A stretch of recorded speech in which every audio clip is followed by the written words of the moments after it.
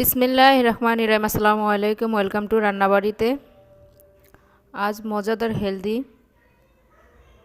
Pudding. আমি এখানে প্রায় 2 কেজি দুধ নিয়ে এখানে হাফ কেজি তৈরি করে নিয়েছি। এখন পুডিংটা তৈরি করব। আসলে পুডিংটা সবাই তৈরি করতে কম বেশ সবাই ভালো জানে। পুডিংটা খুব সাধারণভাবেই তৈরি করা যায়। আমার কাছে মনে হয় যত বেশি পুডিংটা দুধটাকে ঘন করবে, একটা ছানা ছানা ভাব নিয়ে আসবে, তখনই একদম অল্প ডিম দিতে হয়। আমার কাছে মনে হয় ডিমটা বেশি চেয়ে দুধটা যত বেশি ঘন হবে তত বেশি পুডিংটা সুন্দর হবে। আমি এভাবে তৈরি করি, তোমরা এভাবে তৈরি করে নিতে পারো। একটা সত্য কথা কি জানো,